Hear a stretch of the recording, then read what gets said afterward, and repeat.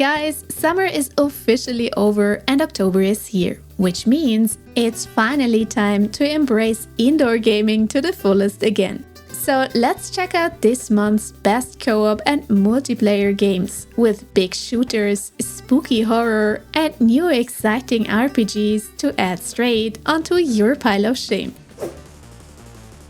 On October 30th, we're finally able to find out what happens if ChatGPT someday has had enough of playing therapist and revolts against humanity. Because in the highly awaited extraction shooter Ark Raiders, machines have taken over the world. Our job as raiders is to scavenge what's left in the ruins, while not only trying to dodge angry robots, but also other players in intense PvP showdowns. You can play in squads of 3 or solo, but whatever you choose, make sure your in-game sound effects are louder than your squad's chatter in Discord, or you might miss out on sound cues that give away your enemy's position. Because this game's sound design is probably more impressive than the beautiful landscapes that are actually shaped after Italy. You will hear a ball rolling down the stairs when a player trips over it, and even your backpack will make different noises based on how fully packed it is. PvP isn't mandatory and can be avoided if you manage to be sneaky and strategic, especially around the noises you make. Ark Raiders is probably the most exciting extraction game of this year. It's coming to PC and the consoles as a buy-to-play title with full cross-platform play. But if you prefer massive scale battles over small scale skirmishes like in Ark Raiders, you don't have to wait much longer for one of the biggest shooter releases of this year, as Battlefield 6 releases on October 10. And if we say massive, we really mean those classic 64-player modes around Conquest or Breakthrough. But there are a ton of other modes, 8 in total, including King of the Hill or free-for-all squad fights with smaller lobbies. They also have a Battle Royale mode in testing at the moment. And if you're still disappointed by how short-lived and rocky Battlefield 2042 played out, Battlefield 6 seems to be a lot more back to the roots of the franchise. Not only with peak visuals and great sound design, but also some truly next-gen destruction. It seems they shifted away from trying to feel like a Call of Duty and back to their own iconic large-scale battles, with the return of traditional class-based characters and fun vehicles on the ground and in the air. There is also a campaign featuring a story around an elite squad of Marines, but unfortunately this seems to be single-player only, without co-op. Right on time for this spooky season, we get the third game in the Little Nightmares series. This time with online co-op for the first time ever. This is another atmospheric adventure where we follow the two little friends called Low and Alone. They are trapped in a place that's really anything but suitable for children. Here we face their and our childhood fears, trying to escape. In typical Little Nightmares manner, we sneak through hidden passages, climb giant obstacles, and defend ourselves and each other with a bow and a wrench. Teamwork is key here, as you won't get far without each other. This is, in fact, kind of like the nightmarish sibling of It Takes Two. We take the fear of getting divorced or being mean to elephants anytime again over those creepy creatures. Although, never mind, the elephant in It Takes Two was also rightfully traumatic. For this sequel, the developer has changed from Tarsier Studios to Supermassive, the guys behind the Dark Pictures anthology. So they really know what they're doing in terms of tension, fear, and horror. And if you're not quite sure if you're ready to face this together, there's even a demo on Steam to try out right now, before Little Nightmares launches on PC and all consoles on October 10th. It will feature a Friends Pass, so you only need one copy to play with your friends, with up to 8 save files if you have a lot of friends. Unfortunately, cross-platform will not be available at launch, and it's not yet confirmed if and when it will be added later on, so keep that in mind. Absolum is unlike any other game we have played so far, so when we tried out the demo a while back, we weren't sure what to expect from it. But diving into this roguelite beat-em-up head first and blind was one of the best decisions ever. Because it not only has very unique, hand-drawn visuals and an interesting story, this side-scrolling adventure also played surprisingly well. Although we have to admit that it was a real challenge to our 3D perception and ability to play with the controller, as the levels have more depth than we expected. This means that the enemies will not only attack and dodge horizontally, but also move along the Y-axis, adding a vertical dimension to the action. You can play this alone or in 2-player online or couch co-op, with a roster of 4 unique heroes to choose from. There are also gameplay elements that are more uncommon in the genre, like mounts. And yes, you can pet your raptor or boar. And thanks to the roguelite elements, dying isn't all that bad, as this gives you the time to level up your skill tree and try again, now stronger.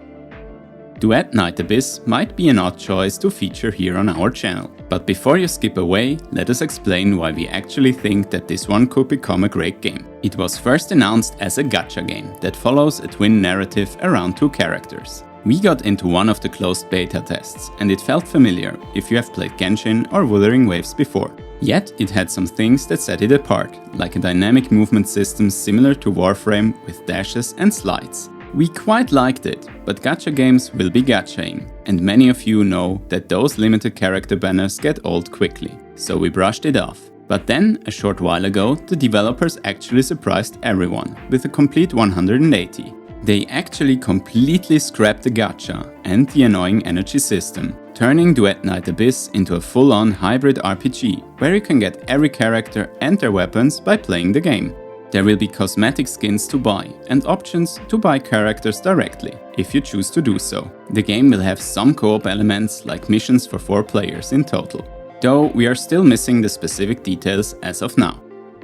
Fellowship is what you get if you take World of Warcraft's Mythic Plus dungeons and strip everything else from the game. No leveling phase, main story questline, or grinding life skills. But if that sounds bland, it's actually not. Just a fresh new take on dungeon delving that still keeps the classic holy trinity of tank, healer, and 2 damage dealers at its core, with a variety of heroes to choose from. By focusing on dungeon runs, the gameplay centers around cooperation and strategy for groups of 4 players, Party Finder included of course. Clearing a dungeon grants loot and experience, and the more dungeons you clear, the more challenging the dungeons become. This difficulty scaling, as well as the challenging boss mechanics, promise endless replayability. And believe us, it gets challenging pretty quickly, even in the lower levels. At least it was that way in one of their open beta tests.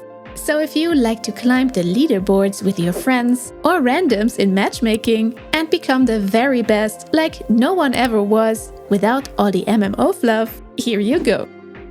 But if all that MMO fluff we just mentioned is just what you wanted, including complicated gearing systems, gathering and crafting, questing, and social systems, Blue Protocol Star Resonance might be worth a look. As a disclaimer, we want to add that you should be aware of the many layers of monetization this game uses. And if you are easily affected in any way, please consider steering clear. Because from what we've seen so far, this free-to-play game did not design their cash shop around cosmetics, but rather pay-to-win elements, part of which are gacha-based. And it seems that there will be a significant gap in power levels between low and high spenders, let alone players that don't spend anything at all. Besides that, they have showcased a beautiful open world and a lot of different in-depth systems, like gathering, crafting, exploration, and boss raids. For those aspects alone, it might still be enjoyable for free-to-play players, but you will probably have to adjust your expectations a bit. Sorry if that sounded a bit negative, but that's kinda the MMO landscape of 2025. With Painkiller, a cult classic FPS is returning after almost 20 years. Not only with a next-gen visual overhaul, but also modernized systems. This is a fast-paced co-op action game, where groups of 3 fight against an army of demons that want to invade Earth. Imagine Doom, but with the multiplayer we've always wanted. Add in fun weapons, quick jumps, dashes, hooks, and an ability system centered around tarot cards that can be combined to enhance your skills, making each run feel fresh and unique. You can choose one of 4 characters, each coming with their own unique perks and specializations around health, power-ups, damage, and energy.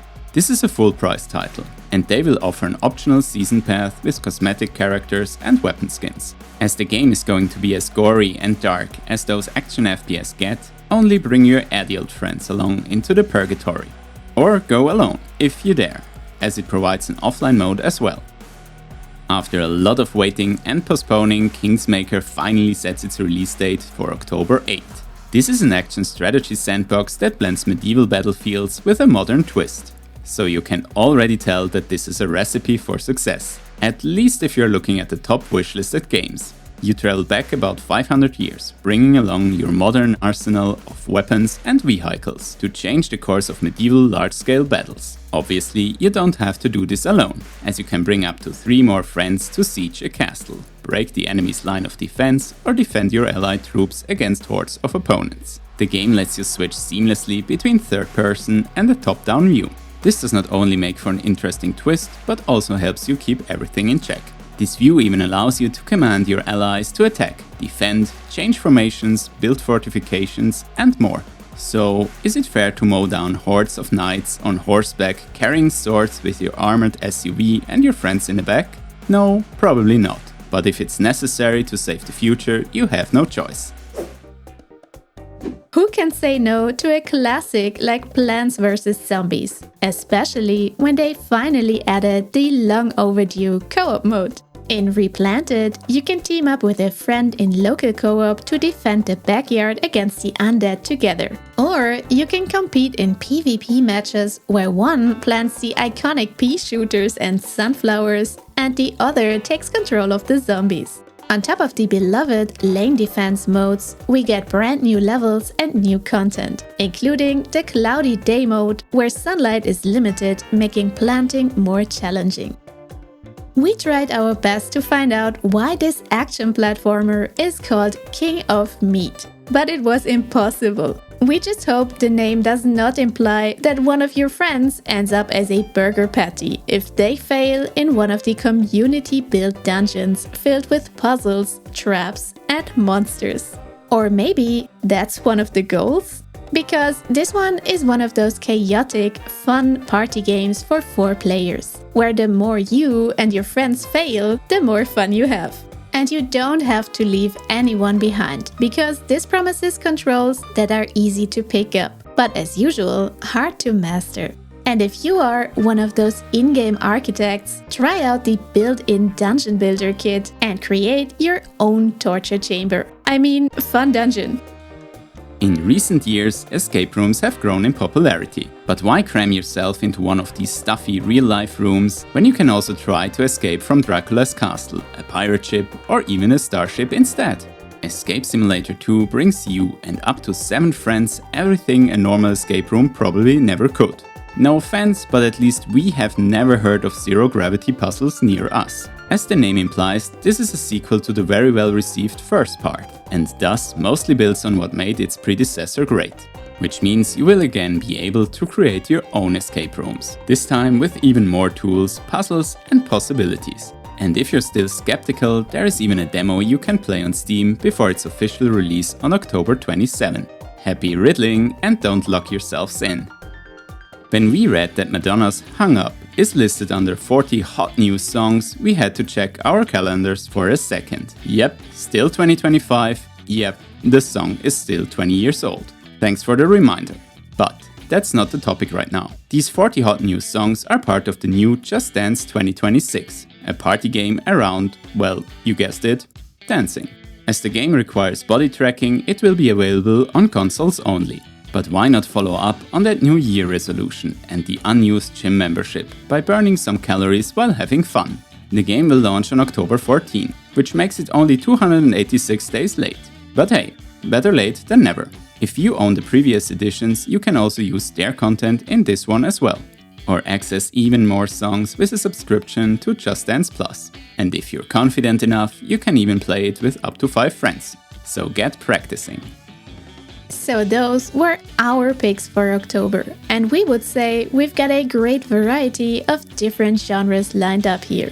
Maybe there could have been more spooky games to get you Halloween ready, but alas. The question now is, which of these games are you guys most excited for? If we had to pick two, it would probably be Arc Raiders and Absolum, because we totally slept on the first one's betas and it just looks way too intriguing to pass upon. And Absolum was already enjoyable as a demo, so we have high hopes for the final product. But if none of these games looked fun to you, we still hope to see you again next month with another brand new lineup.